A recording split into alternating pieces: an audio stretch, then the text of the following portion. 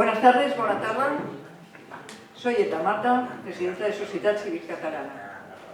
Bienvenidos a esta primera conversación del ciclo Nosotros los catalanes, concebido y coordinado por el historiador y amigo Jordi Canal. Gracias, Jordi. Gracias, Elisa de la Nuez y Joaquín Coll, por aceptar nuestra invitación. Este es un ciclo ideado para reflexionar sobre la influencia que el relato nacionalista, plagado de falsedades, ha tenido y tiene en el proceso de construcción de una supuesta identidad catalana propia, diferenciada del resto de nuestros semejantes. En un mundo de identidades múltiples y en constante transformación, en Cataluña seguimos atrapados en un bucle infinito de narrativas épicas, ficciones y engaños. Relatos que permitan sostener un nosotros los catalanes frente a un ellos los españoles. Mitos en torno a una Cataluña, nación histórica, cultural y sentimental, frente a una España inexistente, desprovista de historia, cultura o sentimientos, operativa tan solo como estructura administrativa, el Estado español.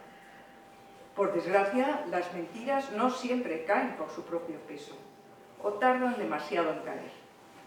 Mejor darles un empujón y para eso estamos hoy aquí.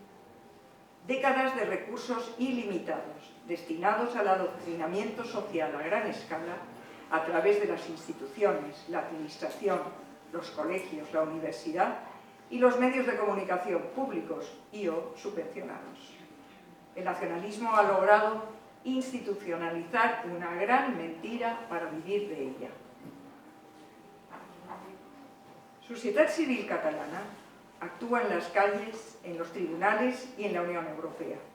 Ahora mismo sostenemos en solitario ante el Tribunal de Justicia de la Unión Europea la causa por malversación contra los líderes separatistas que podría impedir que se les aplique la amnistía. El secesionismo debe rendir cuentas por unos delitos gravísimos cometidos al amparo de una narrativa fraudulenta. La responsabilidad de combatir esta farsa vuelve a recaer, hoy más que nunca, en los ciudadanos, en las asociaciones civiles, en los profesionales que alzan la voz contra una ideología excluyente y desleal. Salvo honrosas excepciones, la clase política brilla por su ausencia en la batalla por escribir el futuro a partir del rigor histórico. Cuando la obsesión por alcanzar o conservar el poder a cualquier precio anula la vocación de servicio y la defensa del bien común, solo queda rendirse a quien te impone las reglas del juego. Lo vemos cada día. La divulgación de hechos históricos es imprescindible para mejorar la salud de nuestra democracia y avanzar hacia la convivencia y el respeto. Abramos puertas y ventanas, que corra el aire en esta Cataluña tan ensimismada y subvencionada en función de criterios ideológicos. En el marco de esta acción divulgativa que desarrollamos desde Societat Civil Catalana, quiero agradecer a Jordi Canal, profesor de la École des Hautes Études en Sciences Sociales de París, su desinteresada colaboración con nuestra entidad y su extraordinaria contribución a través de sus libros y artículos a algo tan simple y necesario como la verdad. De su reconocida obra, que recientemente se ha engrosado con la publicación de Contar España, quiero destacar su imprescindible Historia mínima de Cataluña. Bajo su coordinación, hemos estructurado el ciclo Nosotros los catalanes en torno a 5 preguntas. ¿Estamos obsesionados con la nación? ¿Somos gente de paz? ¿Europeos y modernos? ¿Qué hacemos con los otros catalanes? ¿Por qué el nacionalismo manipula la historia?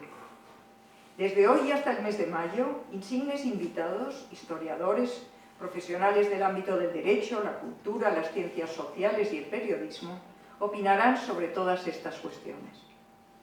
Para la conversación ¿Estamos obsesionados con la nación?, contamos con 2 relevantes figuras, además de buenos amigos.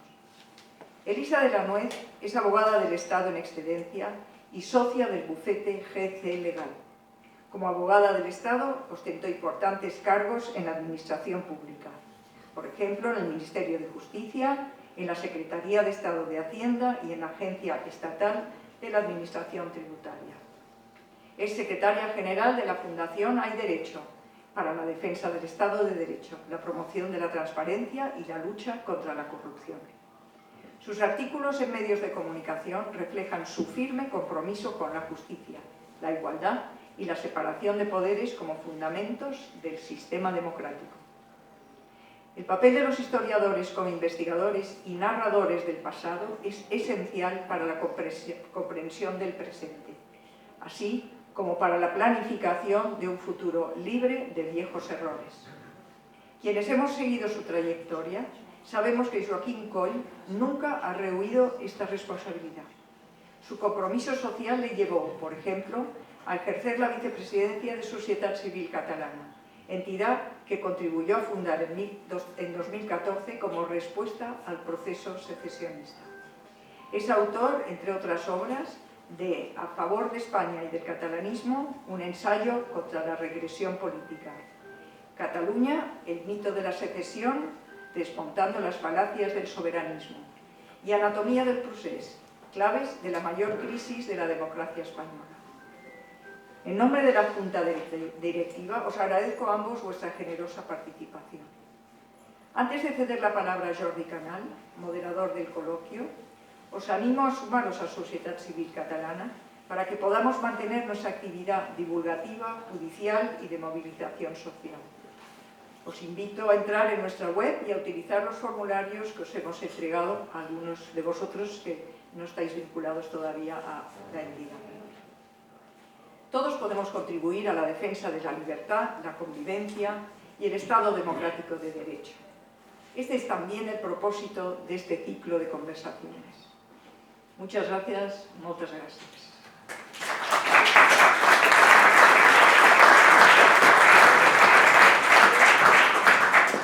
Muchas gracias, Elda, por esta generosa presentación de nosotros y también por la introducción al ciclo, digamos, que hace que, digamos, yo no tenga que presentarlo demasiado, solamente decir dos cosas. Una, digamos, agradecer a la librería Byron que nos acoge como en otros casos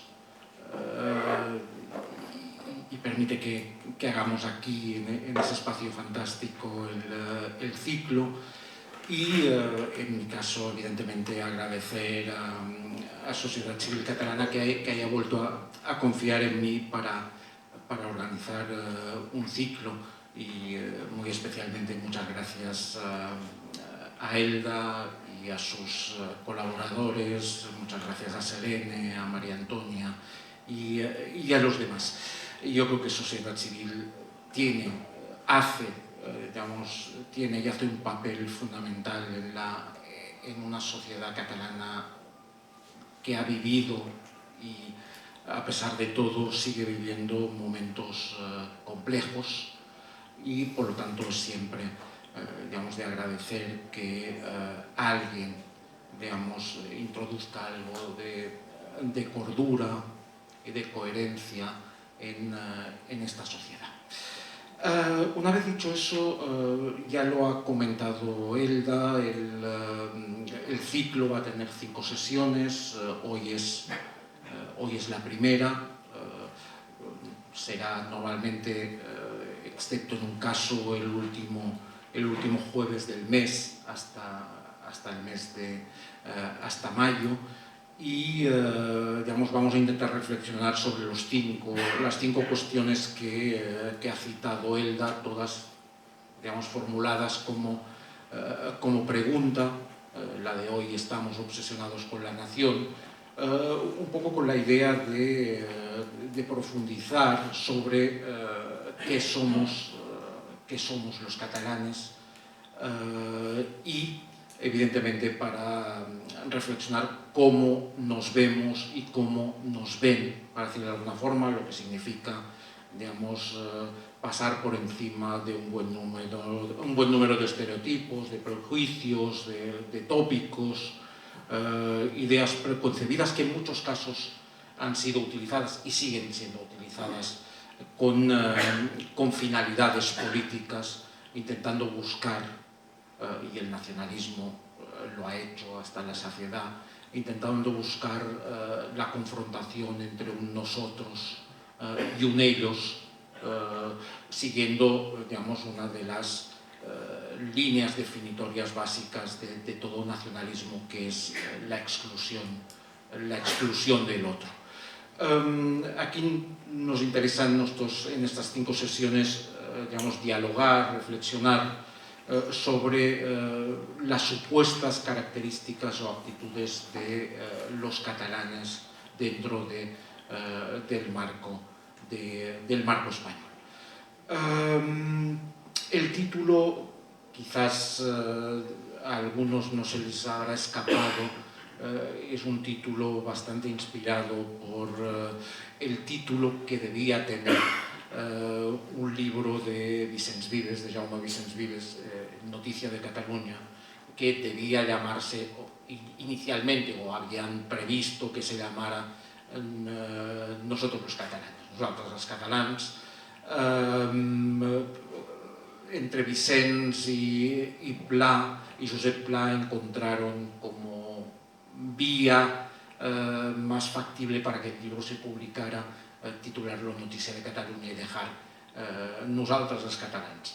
En todo caso, evidentemente no se trata de hacer lo mismo que hizo Vicens, sino pensar Cataluña, pensar en nosotros, los catalanes, en lo que somos los catalanes, quizás adaptándolo muy claramente al siglo XXI y quitándole, yo diría, ese algo de neorromanticismo y de nacionalismo incipiente que tiene Noticia de Cataluña, en una etapa muy concreta de la vida de Vicens, esa última década en la que hizo un cierto giro nacionalista y menos crítico de lo que había sido los años 30 y los años 40. En cualquier caso, evidentemente, nosotros reflexionamos desde el siglo XXI y reflexionamos no solamente desde la historia, sino desde la historia, desde el mundo jurídico, del mundo político, del periodismo.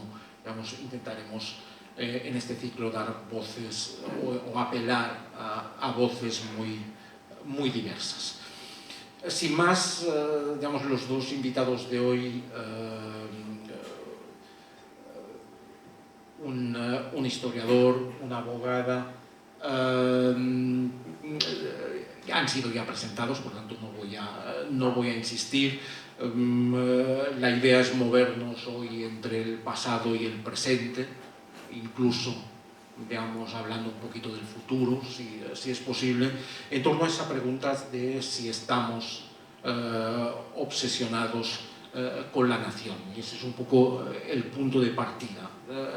Yo creo, o yo respondería, digamos, si tuviera que responder, diría inicialmente que sí, que estamos en general obsesionados por la nación, y evidentemente, sobre todo, como es lógico, por parte de los nacionalistas, pero en Cataluña se ha extendido, me parece, un poco esa obsesión por la nación. De hecho, si miramos las primeras grandes manifestaciones de la transición, del inicio del periodo democrático, uno de los lemas más gritados, junto al de amnistía y estatuto de autonomía y libertad, era somos una nación, somos una nación.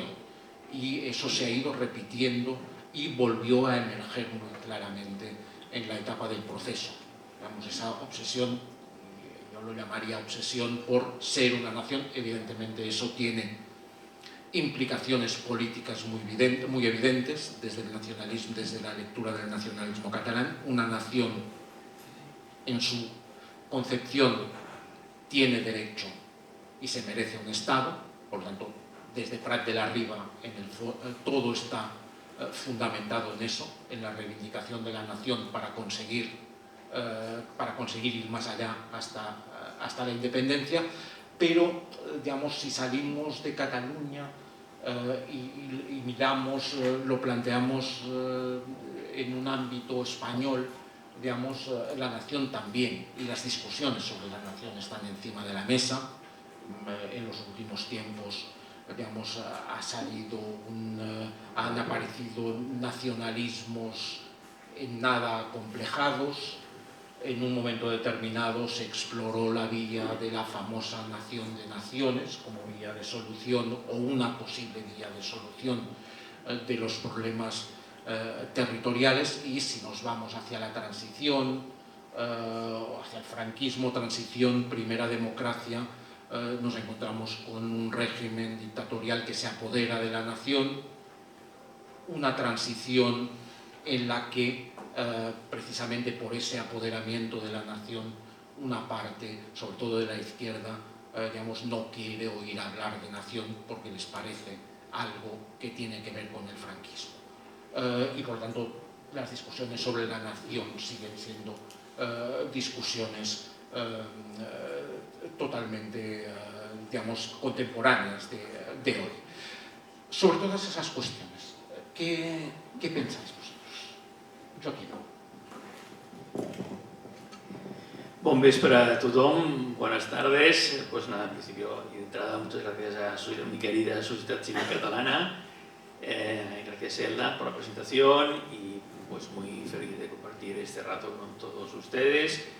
Gracias a Jordi por la moderación del ciclo y muy feliz también de compartir con mi buena amiga Isabel de Nuez este ratito. Bueno, pues sí, efectivamente, estamos obsesionados con la nación.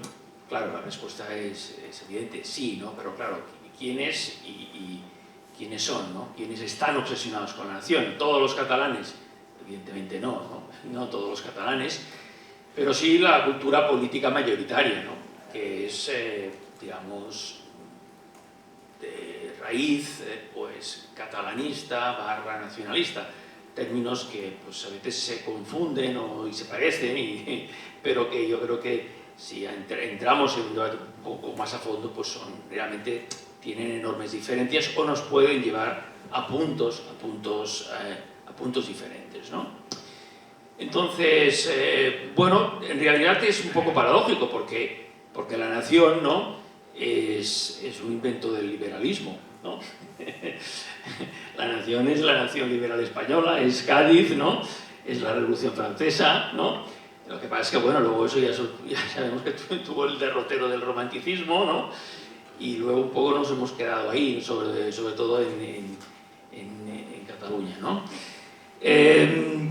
Pero bueno, también ahora Jordi hacía referencia, ¿no?, a los temas de la transición y es curioso porque en realidad el tema de la reivindicación nacionalista fue un asunto que más bien vino una vez ya culminada la transición, que no exactamente durante la transición o en los años de la lucha antifranquista. Lo digo porque, por ejemplo, el grito de Som una nació, yo lo recuerdo pues ya en los años, ya avanzados a los años 80, cuando se funda la Crida a la Solidaritat per la Llengua i la Cultura Nacional Catalanas, liderada por Jordi Sánchez, que luego ha sido presidente de la Asamblea Nacional Catalana, ¿no?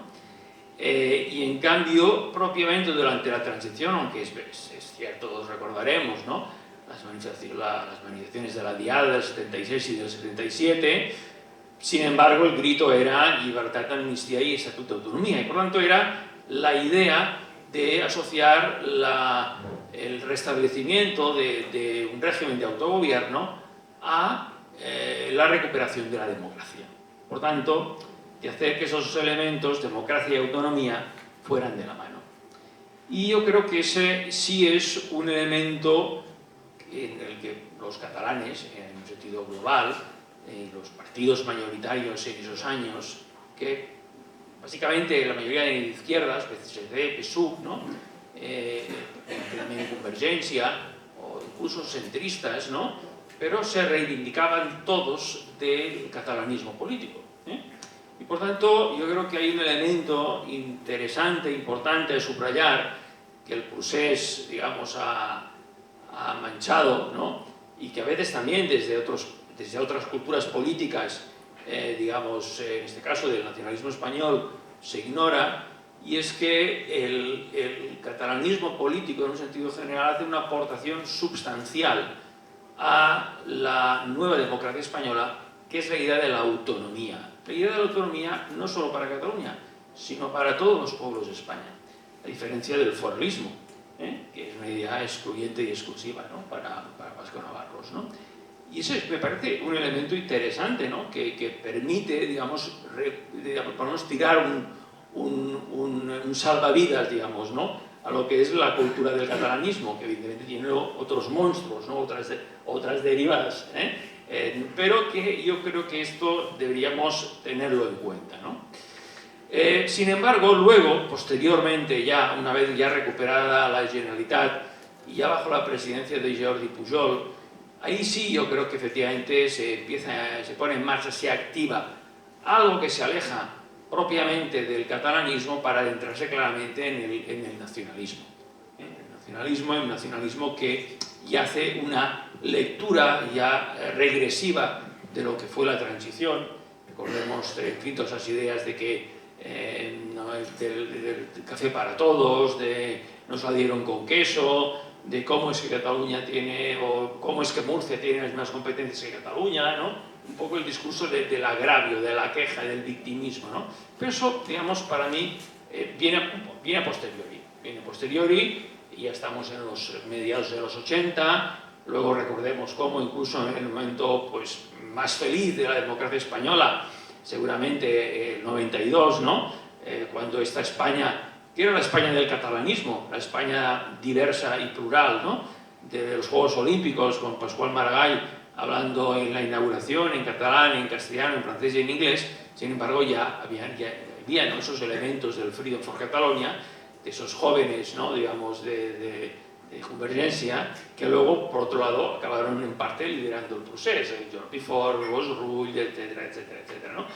Y que en ese momento en el que efectivamente no había ningún elemento de tensión, en fin, territorial, real, digamos, ¿no?, es decir, en Cataluña, en el que el apoyo al modelo autonómico era ampliamente mayoritario, pues, en fin, ya estaban con la idea del Freedom for Catalunya, etcétera, etcétera, etcétera. Por lo tanto, ahí, digamos, en fin, siempre hay ese elemento, ¿no?, esa tensión, esa pulsión, digamos, nacionalista, ¿no? Bueno, dicho esto, lo digo porque, efectivamente, estamos obsesionados con la nación, sí, estamos obsesionados en general con la identidad y con las identidades, más allá de la nación. Hoy en día el debate sobre las identidades va más allá de la cuestión nacionalista y se adentra en otros campos, ¿no?, y en otros aspectos de nuestra vida, digamos, ¿no?, pública y privada, ¿no? Por lo tanto, las identidades la identidad es uno de los grandes temas, por lo tanto siempre con consecuencias negativas y nefastas, desde el punto de vista, digamos, de la igualdad de derechos, desde una concepción liberal, etcétera, etcétera, ¿no?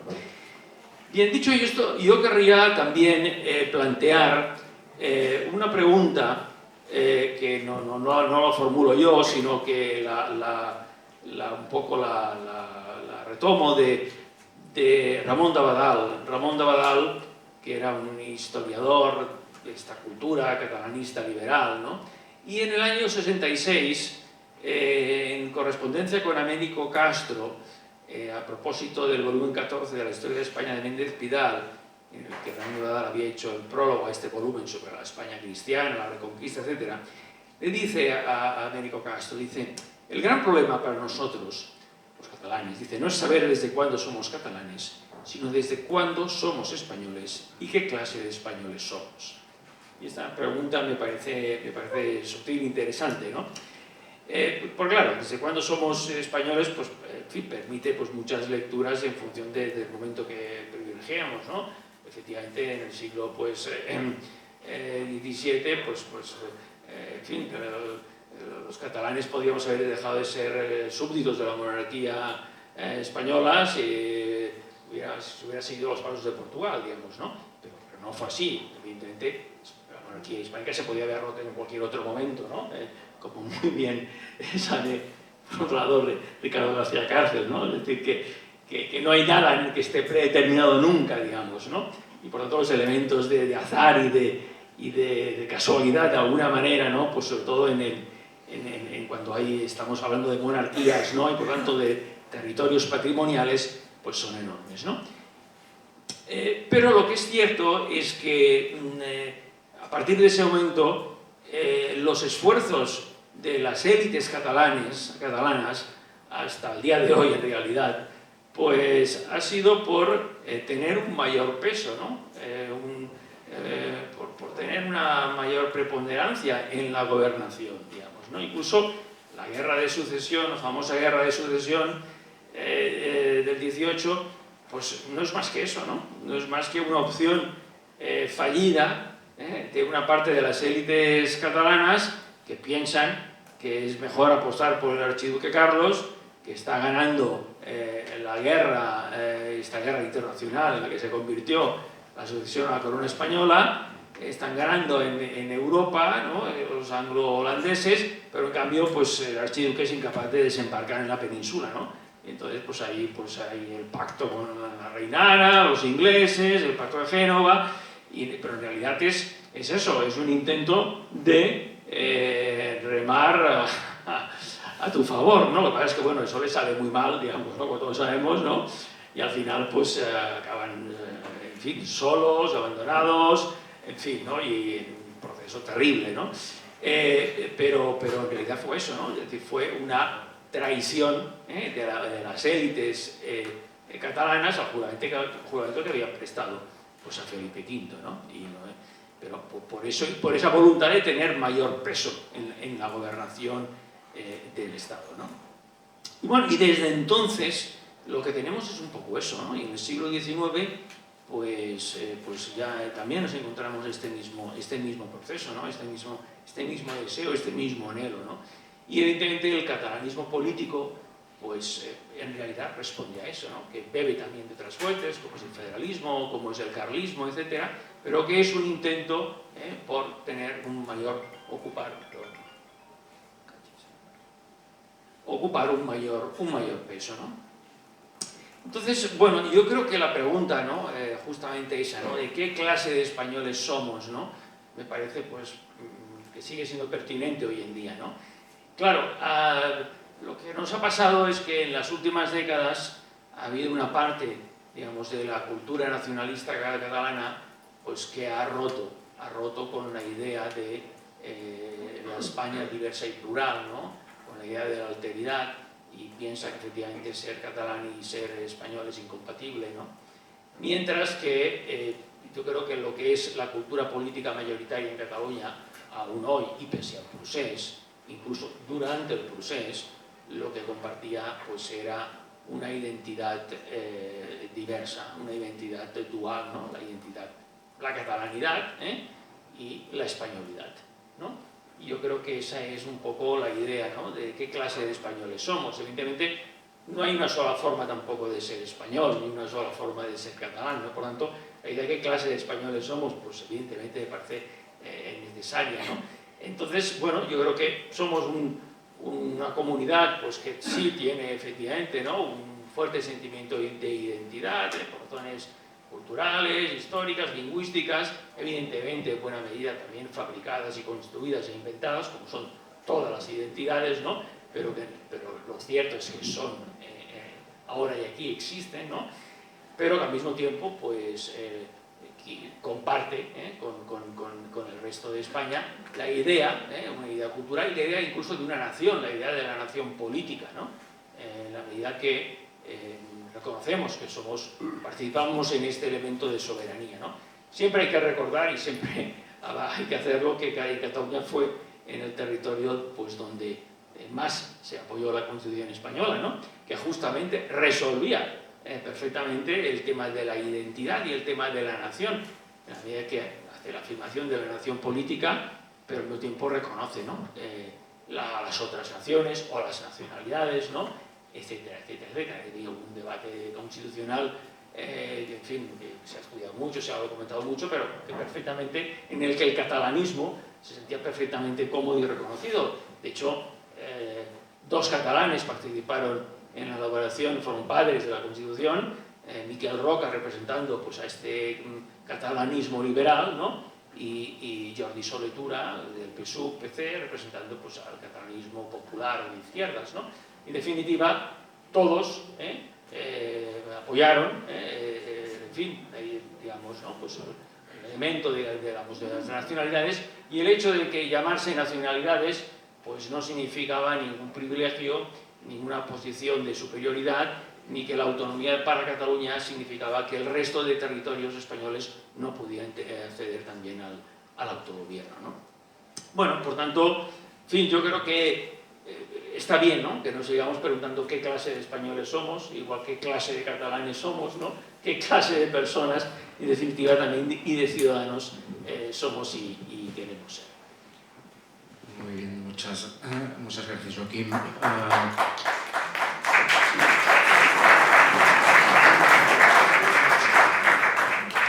Elisa.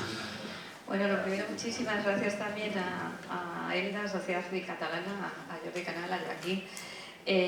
Siempre digo lo mismo, me encanta venir a Barcelona, me encanta estar en una librería como esta, de verdad que las librerías de Barcelona siempre me han entusiasmado desde hace muchos años. Y he pedido también a Jordi que preguntase primero a Joaquín, porque yo soy jurista, entonces me siento un poquito en inferioridad de condiciones hablando de historia, ¿no? O sea, tengo lógicamente algunas nociones de historia, pero no es mi terreno. Por tanto, como primer disclaimer, si digo alguna cosa que no es exacta, por favor, no dudéis en hacérmelo saber. Pero sí que me dijo Elda, bueno, tiene sentido común, yo creo que sentido común sí tengo, y quería compartir algunas reflexiones. Algunas son de carácter personal, pero al hilo de lo que ha dicho Joaquín me parece que son interesantes, que es un poco esta idea de este nacionalismo romántico, ¿no? Y que efectivamente es el nacionalismo por definición, el del siglo XIX, como ha recordado Joaquín, necesitaban una nación para que fuera el sujeto de la soberanía nacional, porque hasta entonces eran los monarcas del antiguo régimen. Esto se va construyendo a lo largo del siglo XIX y siempre se construye lógicamente a base de mitos fundacionales, lo sabéis mejor que yo. Siempre un poco en los parlamentos del siglo XIX pues tenemos ahí las esencias, ¿no?, de sea Juana de Arco, o sea el Cid, o sea lo que sea, porque son los mitos digamos de la nación los que toquen, ¿no?, en el siglo XIX, y tienen siempre ese componente un poco romántico. Yo creo que eso, como también ha recordado, a lo largo de esa construcción, ¿no?, de una democracia más o menos liberal que se hace a lo largo del siglo XIX, pues digamos ese elemento romántico, mítico, está presente, yo creo que en todos los nacionalismos, y creo que es justo recordarlo, porque no es una cosa específica, creo yo, del nacionalismo catalán. Quizá lo que sí es un poco específico son los tiempos, porque claro, lo que sí sorprende, porque claro, estamos en el siglo XXI, no en 1880, 1890. Entonces, quería traer a colación una cosa que me pareció muy interesante en una de las últimas visitas que fue relativamente reciente aquí a Barcelona. Pues había un día de puertas abiertas en el Palau de la Generalitat y bueno, estaba aquí con mi pareja y dijimos, oye, pues vamos a entrar, ¿no? Y la verdad es que es un sitio precioso y maravilloso, pero bueno, tenían ¿cómo se dice?, un documental, no sé si lo han visto, porque esto es lo típico que uno no ve cuando está en su ciudad, claro, y lo típico que uno ve cuando va a otra ciudad. Y llamaba muchísima la atención esta, digamos, cómo contaba la historia, porque era un poco la historia de la Generalitat. Por supuesto, ya vosotros sabéis mejor, no me acuerdo el número de presidentes, pero bueno, este número, digamos, increíble. Y era una historia, no, pero lo que quiero decir es que era una historia totalmente romántica, era una cosa que llamaba la atención, yo diría, por ese espíritu un poco fuera de lugar a estas alturas del siglo XXI.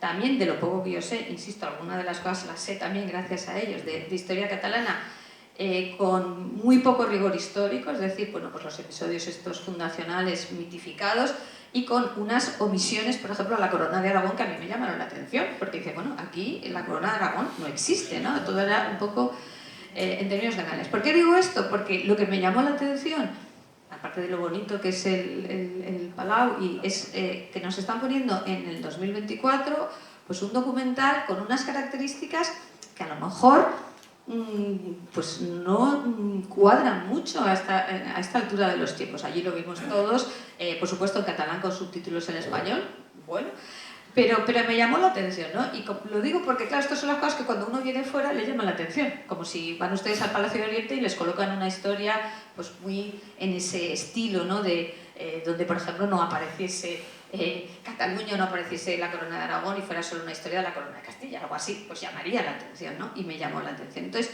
yo creo a la contestación es, todos los nacionalismos tienen esos aspectos, esos mitos, esas historias, son necesarios probablemente para dar esa consistencia, ¿no? Y digamos, dar ese paso a la soberanía nacional, que se hace, ya digo, básicamente a lo largo del siglo XIX, también vosotros sabéis también de nuevo mejor que yo, a principios del siglo XX, pero que llama la atención a primeros de, bueno, a principio ya no, digamos ya en la tercera década que estamos del siglo XXI. A mí me llama la atención.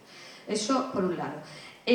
Otra cosa que también me parece, que lo habéis comentado también, es que además, claro, las diferencias reales, digamos, entre catalanes y resto de españoles, pues son muy pocas. Es decir, que no hay diferencias importantes. Está la inmensa riqueza desde mi punto de vista tener una lengua propia, además con la tradición, la cultura, la literatura que tiene el catalán, eso es una riqueza, pero claro, en todo lo demás, yo cuando vengo aquí no me siento para nada como cuando voy a Francia, a otros países de la Unión Europea, que también son muy cercanos culturalmente, pero que obviamente no están tan cerca, ¿no? Y yo creo que eso es una reflexión importante, nos parecemos mucho, como es un poco normal, ¿no? Entre, digamos, ciudadanos que han estado mucho tiempo, no me refiero a dentro de un Estado, sino mucho tiempo conviviendo juntos, compartiendo muchas cosas, compartiendo mucha cultura, compartiendo periodos muy complicados de la historia, como fueron la Guerra Civil y la dictadura, compartiendo también luego cosas importantes como la transición democrática, por tanto, bueno, pues lógicamente nos parecemos mucho, nos sentimos, creo que, desde luego cuando yo vengo a Cataluña muy a gusto, y estoy seguro de que también ustedes cuando vayan a Madrid y otros puntos de España pues se sienten a gusto, normal. Entonces, claro, el tema es, como también habéis indicado, cuando esa riqueza cultural que existe, esa lengua que existe, se convierte en una herramienta política de exclusión, ¿no? Y eso yo creo que efectivamente ocurre, pues quizá, bueno, tú mencionas a partir del año 92, no soy capaz de decirlo, pero cuando eso se hace visible muy claramente para el resto de los ciudadanos, que eso también creo que es importante, es muy claramente a partir del proceso, si queréis, pues a partir de el año 2010, 2012, ¿no? Cuando realmente para el resto de los españoles, para entendernos, se empieza a ver esto como un problema político, además, ¿no? Es decir, no como algo que está bien, que se comparte, que digamos puede resultar problemático desde el punto de vista político en algunas ocasiones, temas competenciales, no competenciales, pero no desde el punto de vista de la sociedad. Creo que esto es importante. Pero claro, hay un salto donde de repente yo la primera digo, pues esto ya es otra cosa, ¿no? Porque ya estamos haciendo de esa, como os digo, esa riqueza, esa diferencia cultural sin duda existente, pero en unos términos, digamos, muy relativos, estamos haciendo una herramienta política de exclusión. Y esto ya estamos hablando de otra cosa, ¿no?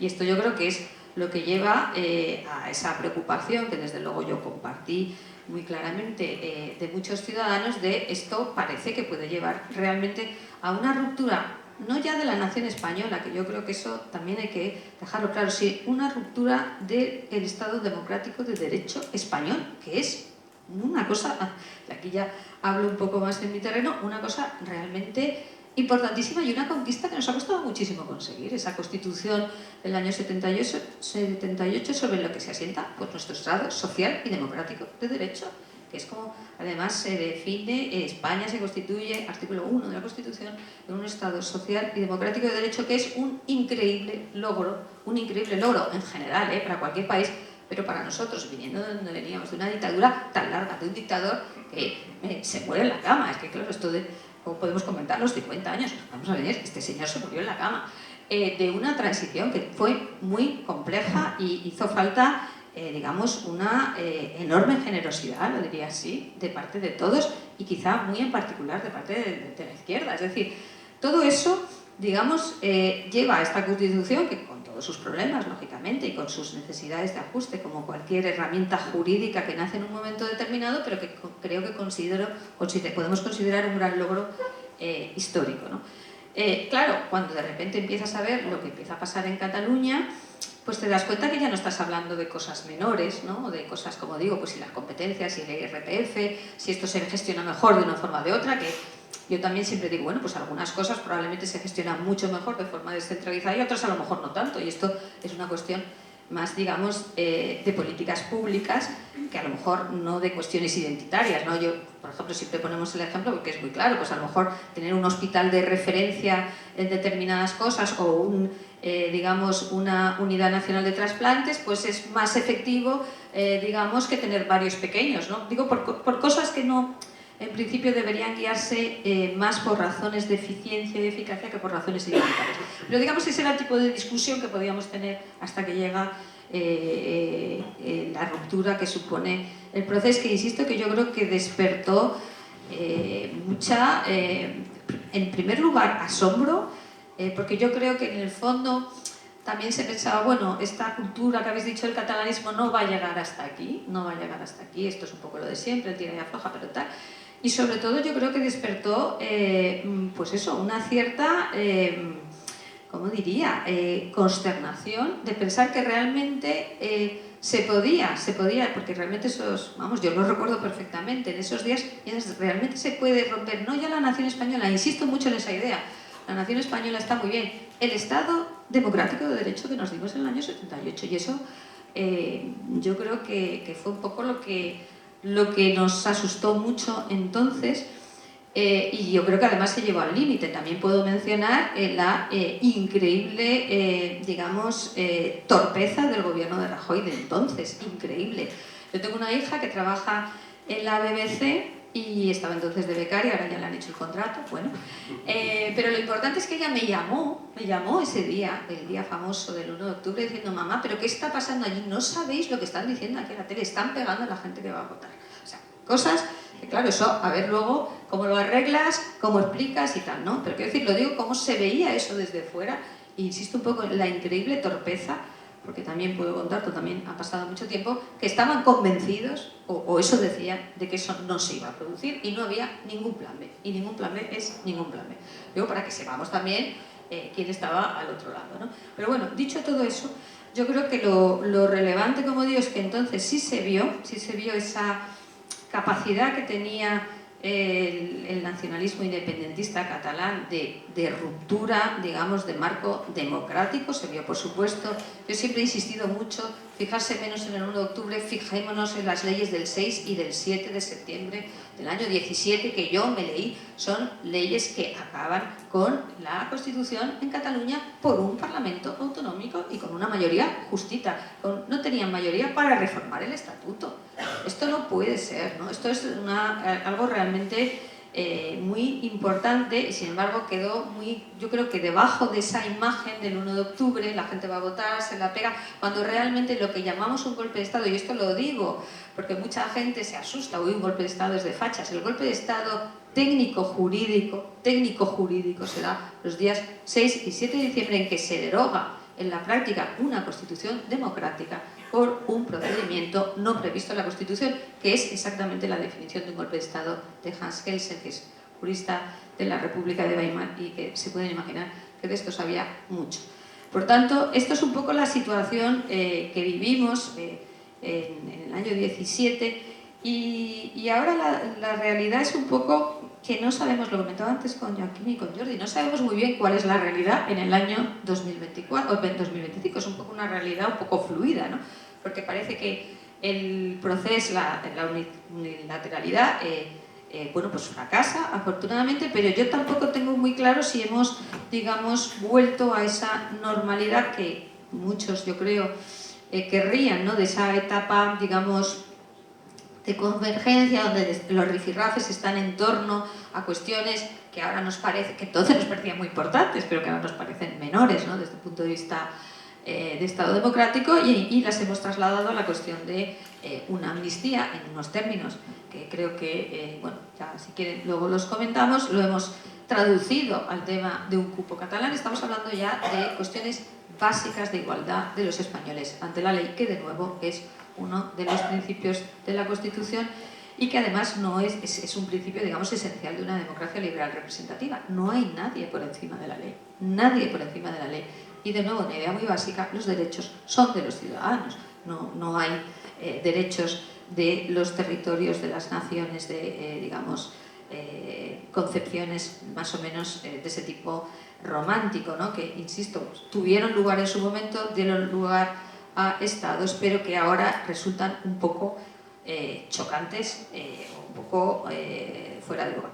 Digo esto y a continuación tengo que decir una cosa que es un poco contradictoria, que sin embargo parece que en estos momentos, no solo en España, sino en general, hemos vuelto un poco a esta identidad un poco de tribus, ¿no? O sea, que el nacionalismo está de moda, con lo cual yo acabo de decir, oye, esto parece una cosa muy antigua del siglo XIX, contar las historias, y sin embargo parece que estas modas se están volviendo, ¿no?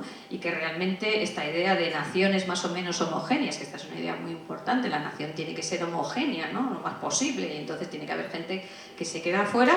Pues curiosamente estamos viendo un poco que está de vuelta, y desde luego es algo que yo creo que nos debería preocupar, porque yo creo que nos guste o no nos guste, las naciones-estado que tenemos ahora, por usar la expresión, digamos, tradicional, es que no son homogéneas, ni lo van a ser, ni lo pueden, ni lo deben ser. Yo creo que esta es una realidad que esta sí que es del siglo XXI. Es decir, nosotros tenemos un tipo de estados que tienen, digamos, componentes heterogéneos, por supuesto en Europa, por supuesto en España, donde además aprovecho para decir que nuestra inmigración es absolutamente, digamos, un lujo, en el sentido que viene de un entorno cultural muy cercano y por tanto es muy asimilable. Y sin embargo esta es la realidad, tenemos la demografía que tenemos necesidad de que venga gente de fuera, debemos acoger a la gente de fuera, entonces pretender a estas alturas, no ya que los catalanes sean una nación solo de catalanistas, de gente que hable catalán o que tenga 8 apellidos catalanes, sino que en general cualquier nación del siglo XXI tenga ese componente homogéneo, me parece que es absolutamente una cuestión que va contra la realidad y que por tanto puede producir muchas fricciones, ¿no? Y aquí quería entroncar con una idea que también yo creo que es importante del procés catalán, que, claro, tú realmente tienes que forzar, como esa nación que tú percibes, ¿no? El sol poble no existe en la realidad, pues claro, tienes que forzar un poco todas las instituciones y todas las reglas para que parezca que existe, porque si no se te cae el discurso, ¿no? Y eso yo creo que es una reflexión que también es importante en el sentido de que hay esa, digamos, disociación entre cómo tú hablas de tus ciudadanos, por parte del nacionalismo independentista, como un sol poble, y la realidad que tú ves cuando sales a la calle, ¿no? Que esto no, aquí hay, afortunadamente, hay gente de todo, y digamos, hay, por supuesto, como también habéis dicho, una pluralidad de identidades, de gente, de lenguas, como debe ser y como es sano, ¿no? Entonces, claro, esa disociación entre el pueblo sobre el cual yo quiero construir mi Estado-nación y la realidad te lleva inevitablemente a intentar forzar o intentar ocultar esa otra realidad que también existe. Y, por ejemplo, a mí me parece muy interesante el tema de la lengua catalana, porque, claro, al final tú intentas, de alguna manera, digamos, hacer ver que es la única lengua de Cataluña, y esto, sencillamente, no es real, y además tiene consecuencias, que eso sí que creo que es importante destacar, tiene consecuencias siempre para, digamos, los más vulnerables o los más desfavorecidos, ¿no? Y esto es lo que se ve en los estudios que conoceréis mejor que yo sobre la educación en Cataluña. Y, por tanto, digamos, esa idea romántica de un sol poble está perjudicando a tus ciudadanos más vulnerables, por lo menos en términos de lengua, y quizá también, y esto a lo mejor aquí me estoy dando un poco un salto que no sé si es real, quizá también en términos de ascenso a esas élites catalanas que mencionabas al principio. No estoy segura, simplemente digo que también puede ser, que es también normal, no digo que en Madrid no pase esas élites, digamos, más o menos cerradas, pero que aquí tienen la posibilidad de vetar un poquito más ese acceso. Bueno, me voy callando, que me dice Jordi que ya he hablado mucho. Yo te estaría escuchando No. muchísimo tiempo.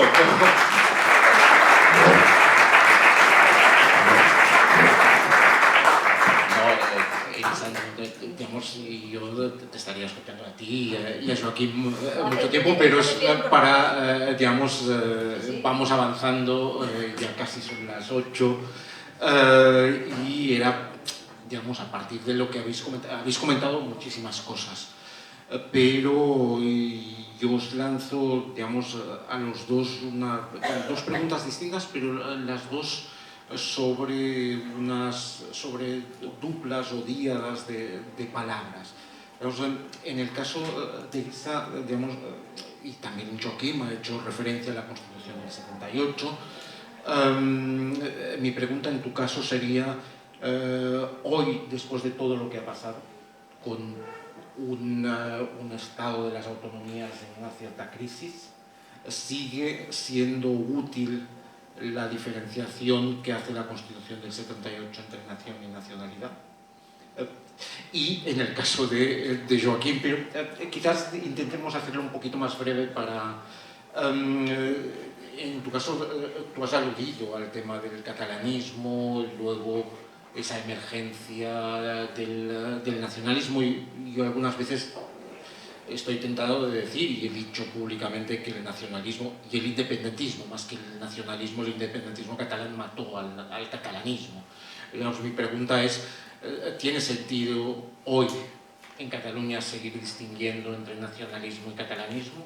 ¿Tiene algún futuro en la Cataluña actual el catalanismo? No sé qué quieren pensar. Sí, yo creo que vale la pena, primero porque es cierto, es decir, el proyecto de la Constitución del 78 es también el triunfo del catalanismo. Yo creo que hay que decirlo. Es la derrota del franquismo, y es el triunfo de muchas corrientes políticas, por eso fue una constitución de consenso, pero y también digamos, la del catalanismo político.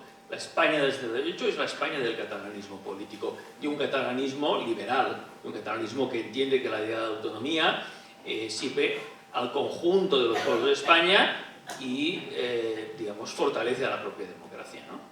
A diferencia del foralismo, que es efectivamente un privilegio. Yo creo que eso es así. Es verdad que luego pues, podemos decir que eso ya no es operativo, en términos seguramente en términos políticos hoy eso ya no es operativo, porque eso ya está. Y por tanto, reivindicarse catalanista, pues bueno, pues está muy bien, pero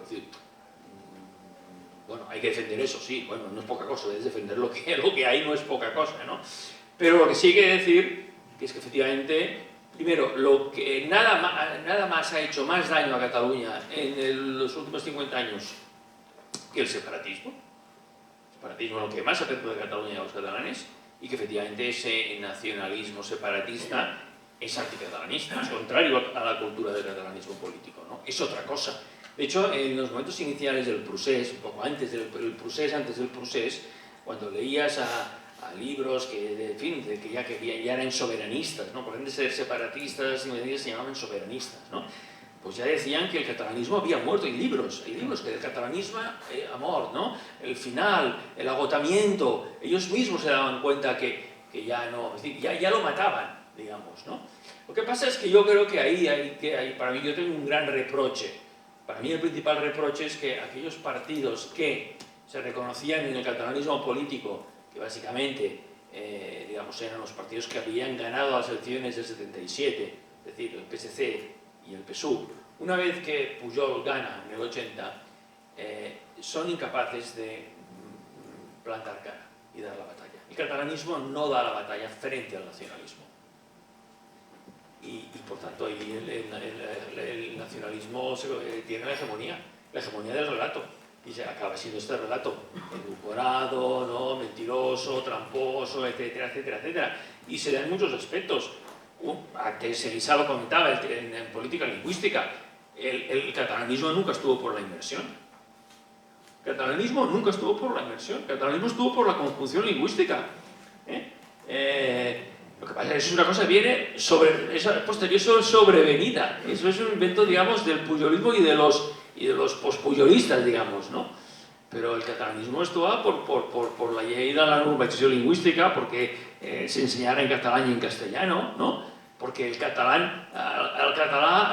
a l'escola també, no? També el català, no? En català també, i no només en català.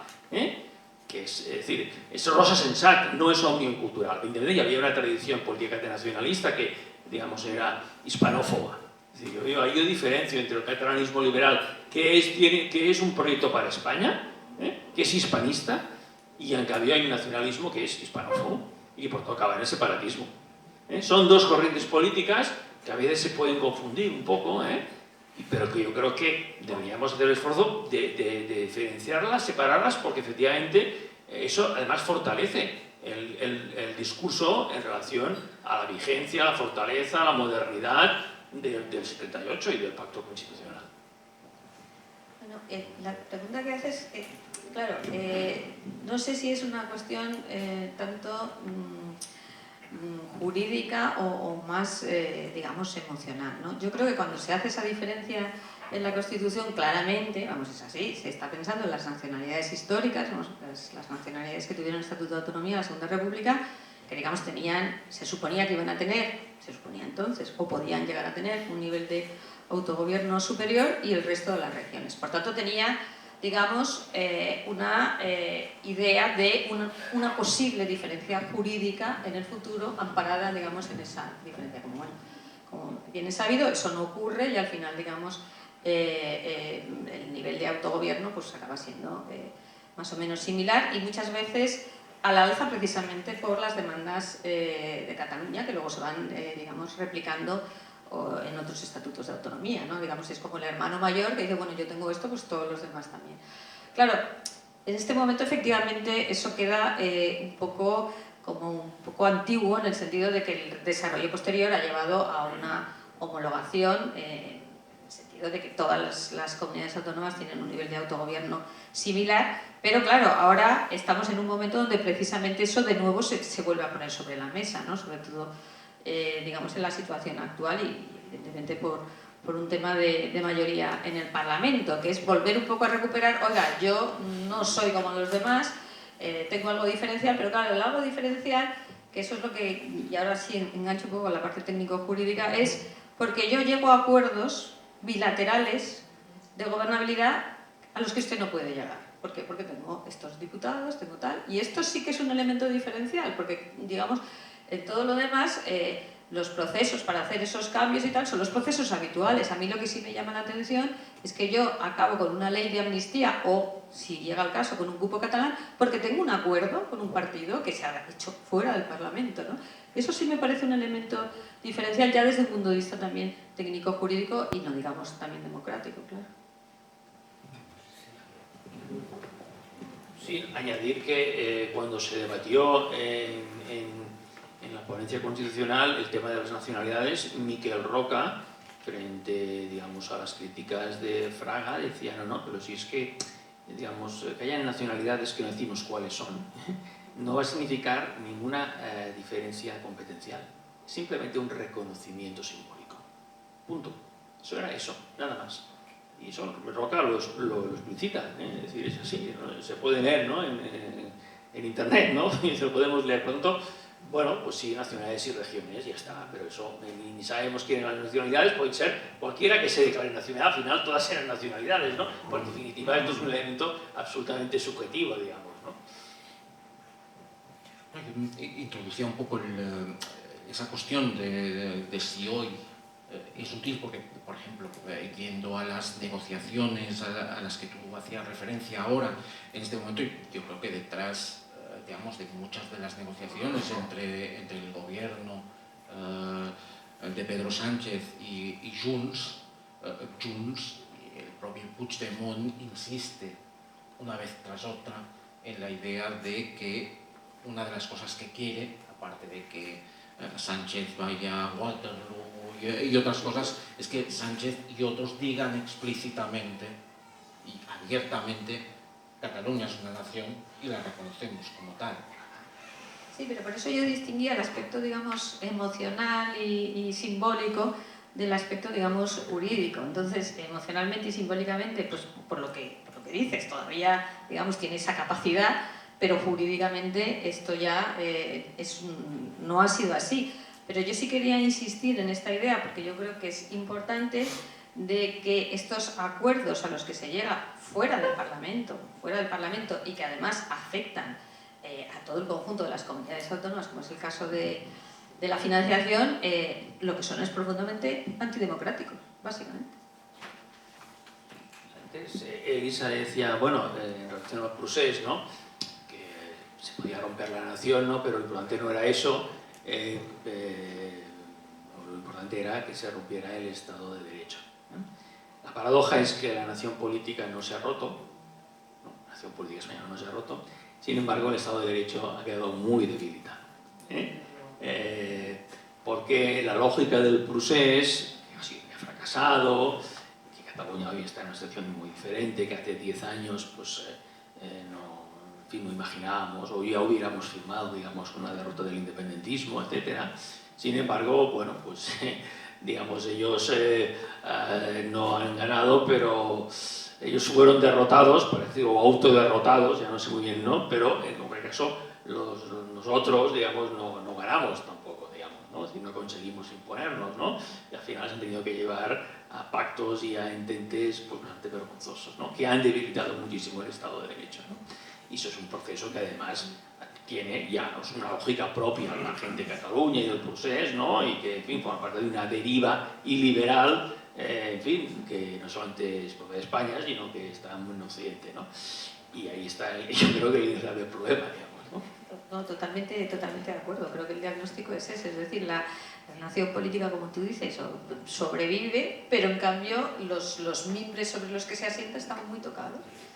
Sí, pero bueno, antes de que vamos a dar la palabra al público, digamos, estoy de acuerdo contigo con lo que planteas de que eso de la nación y del reconocimiento de la nación es una cuestión emocional, pero yo creo que para los independentistas catalanes, es más que eso.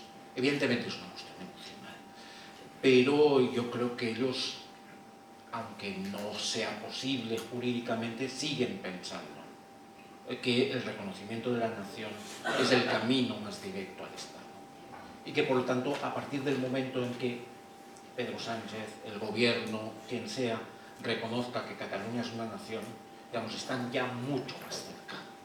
Porque automáticamente podrán ir a Europa, creen ellos, podrán ir a los tribunales, podrán proclamar que evidentemente ya les falta menos para ser un Estado y que es lo que se merecerían porque son una nación.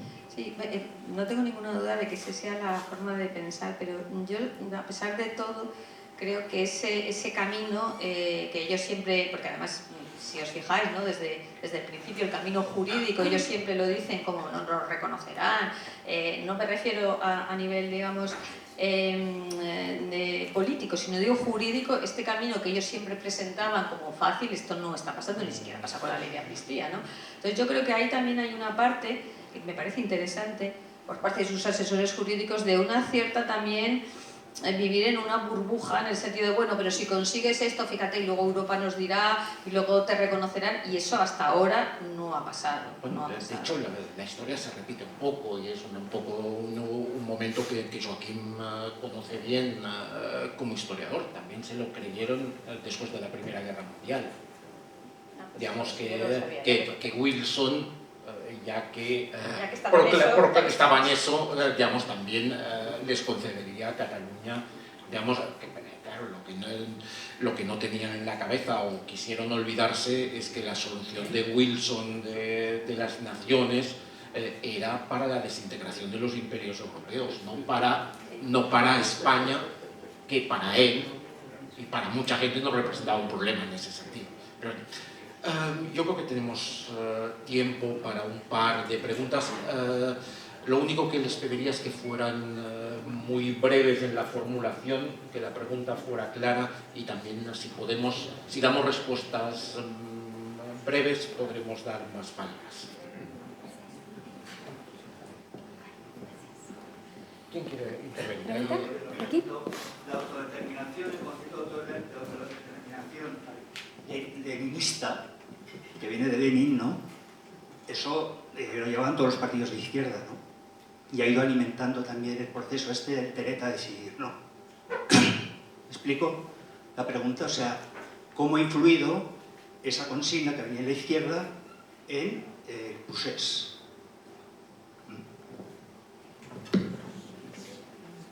Bueno, es una pregunta muy interesante porque, y me remito a Jordi Soletura. Jordi Soletura, padre de la Constitución, por el PSUV-PC, que luego fue ministro de Cultura con Felipe González, en el 86, si no recuerdo mal, escribió un libro que se titulaba así, que era democracia, autodeterminación, etcétera, etcétera.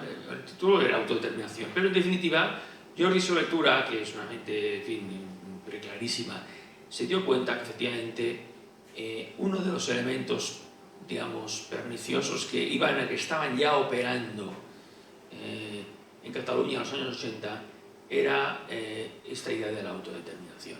Efectivamente era una idea que los partidos de izquierdas habían incorporado en sus programas en los años 70, fruto, digamos, del contexto, digamos, postcolonial, etcétera, bueno, como una muletilla, ¿no?, que se pone ahí, digamos, ¿no?, en Suresnes, por ejemplo, en el Congreso del PSOE, aparece la autodeterminación, etcétera, pero que no se produce un debate en el que, así como el PSOE debatió porque quitaba la palabra marxista, ¿no?, en un debate, González dimitió, luego volvió, es decir, hubo un proceso, ¿no?, un ayornamiento del por qué había que depurar, digamos, ¿no?, esa terminología, etcétera. Sin embargo, lo de la autodeterminación se quitó de tapadillo, digamos, y se discutió. Sin embargo, en Cataluña, entre esa cultura del nacionalismo, quedó ahí, digamos, ¿no?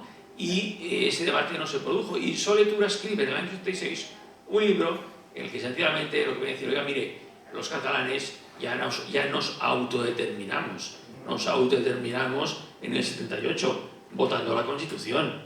Si teníamos que autodeterminarnos, es elegir qué camino queríamos, elegimos el camino de construir la democracia junto al resto de españoles, ¿no? Y entonces él plantea que hay que dar la batalla de las ideas, porque él ya, efectivamente, ya se da cuenta que ese nacionalismo, ya no catalanista, sino ese nacionalismo anti-español, ya está operando. Y es un libro que yo recomiendo muchísimo y Soletura ahí anticipa muchas de las cosas que luego pues han acabado ocurriendo. Soletura que, por cierto, a quien no se hace ningún recuerdo, no tiene ninguna calle en Barcelona, no tiene ninguna plaza, y veremos si la nueva biblioteca provincial que se tiene que inaugurar en la Estació de França, pagada por el Ministerio de Cultura, en el que él fue ministro, tiene su nombre. Sería justo, en lugar de, no sé, que nos pongan un escritor del 3 al cuarto, ¿no? Cuando tenemos un exministro intelectual, traductor de, en fin, de tantísimos intelectuales italianos, etcétera, pues sin reconocimiento público. Traductor de Gramsci, ¿sí? No es una pregunta, es simplemente una apreciación. Usted ha dicho, se derogó la Constitución, pero como catalán hicieron una cosa peor, derogaron el Estatut. Y el último, ya sé que evidentemente no jerárquicamente, pero el penúltimo que derogó el Estatut catalán fue Franco. O sea que se pusieron más o menos a la misma altura, evidentemente no es lo mismo, ¿no? Pero a pesar de eso yo creo que hicieron varias cosas peores, porque en realidad todo lo que hicieron no estaba en el Código Penal. Es que derogaron la monarquía, o la abolieron, derogaron la Constitución, derogaron el Estatut, proclamaron la República, se pasaron por el forro las notificaciones del TC. Yo recuerdo, y ustedes se acordarán, que Puigdemont, vamos, posaba ahí como si fueran trofeos de caza. Y ya otra cosa, que es que además se pasaban por el forro también los propios informes del Consejo de Garantías Estatutarias. Pero lo del Estatut, siendo catalanes, me parece aquello... Perdón, no sé si era una pregunta. Toda la razón, y es verdad que, por supuesto, lo primero que se cargaban era el Estatuto. Y también, que no lo he mencionado, una cosa importantísima, el régimen que diseñaban, y lo llamo así expresamente, era un régimen iliberal, donde no había separación de poderes. O sea, si se acuerdan, pues el Tribunal Supremo lo nombraba, ahora no me acuerdo, estoy hablando, pero era, digamos, un modelo de democracia liberal a lo de Orbán. Eso era lo que se diseñaba ahí, o sea que, en fin, para hacérselo mirar. Una última pregunta. Buenas tardes. Yo personalmente, cuando se habla a veces las diferencias entre catalanes, yo no creo que el tema sea más entre nacionalistas y separatistas, o catalanistas y separatistas, que para mí, al fondo, pues viene a ser lo mismo en la práctica en estos momentos, pero es evidente que hay una separación, una ruptura, entre los catalanes, llamémosles constitucionalistas, y los que no lo son. Y en el 2017, cuando se produce este intento de golpe de Estado, pues yo personalmente creo, y creo que debemos reconocer, que ganaron ellos, ganaron los separatistas. No ganaron todo lo que se propusieron, evidentemente, pero han conseguido salir indemnes, como siempre, que han intentado pues, alguna cosa fuera de la ley y, digamos, el proceso por lo Bajini continúa. Han intentado, por ejemplo, pues tejer ideas por ahí acerca de formar un ejército propio, han publicado libros, han hecho congresos, todas esas ideas continúan. O, por ejemplo, pues digamos, la idea de sacarse, digamos, un congreso exterior, que ahora no recuerdo cómo lo llamaban exactamente, pero en general yo pienso que el separatismo ha ganado. No todo lo que quería, pero sí bastante. Entonces, a mí personalmente a veces toda esta situación me huele un poquito a final de régimen, al final del régimen del 78 me refiero, sobre todo cuando estamos ante una situación tan grotesca con un presidente de gobierno como es Pedro Sánchez. Entonces, mi pregunta iría sobre todo hacia Elisa de la Nuez. ¿Cree que realmente va a perdurar el régimen del 78 si esto sigue así? A ver, el tema yo creo que formalmente sí, y esto con todo algo es, pero quizá hay partes, que eso sí que empieza a pasar, que digamos se están vaciando, ¿no? Esto es una cosa que se dice mucho, pero claro, por ejemplo, por un ejemplo claro, si tienes un tribunal constitucional que ya es previsible qué resoluciones va a hacer porque sabes que en cuestiones importantes, políticas o mediáticas, vas a tener un alineamiento, ¿no? 7-5, antes era 7-4, pues digamos como institución de contrapeso es una institución que está ahí formalmente y no va a desaparecer, pero digamos que ya no está haciendo esa función y sobre todo pierde de una forma muy importante esa credibilidad que necesita una institución de contrapeso. Otro caso que también muy llamativo, lo que está ocurriendo en la Fiscalía General del Estado, y más allá del tema de fondo, es un daño institucional tremendo, ¿no? Entonces, ¿la institución va a sobrevivir? Hombre, pues formalmente va a sobrevivir, pero los daños son muy importantes, ¿no? Y yo creo que estamos más en esa idea, no tanto de la Constitución, régimen del 78, sino de unas cosas muy importantes, instituciones importantes, principios muy importantes que realmente están muy erosionados y que entonces tú a lo mejor sigues teniendo esta bonita constitución de democracia liberal representativa, pero que ya en algunos aspectos no rige o rige menos de lo que debería. Yo creo que ese es el camino en el que estamos y ojalá que sea reversible, que no lo tengo claro. Sí, yo quisiera añadir una nota de optimismo, ¿no? Porque, no, digo porque, primero sobre lo sucedido, ¿no? Si pensamos hace 10 años, en el 2014, estábamos muy asustados, ¿no? La hegemonía del relato social, de movilización, de entusiasmo, del independentismo era impresionante, ¿no? La capacidad de afirmación, ¿no? Es decir, de sus argumentos, el derecho a decidir, era casi imbatible, digamos, ¿no? En fin, entonces, bueno, 10 años después, su derrota ha sido estrepitosa. Es decir, nunca han tenido mayoría social, han tenido mayorías absolutas por un régimen electoral, encima luego ellos no supieron qué hacer el 1 de octubre, ¿no? Es decir, o sea, es muy vergonzoso lo que ellos han hecho, incluso desde su propia óptica, y por eso hay una gran decepción entre el propio independentismo, ¿no? Por tanto, punto número 1, ¿no? Ellos han fracasado.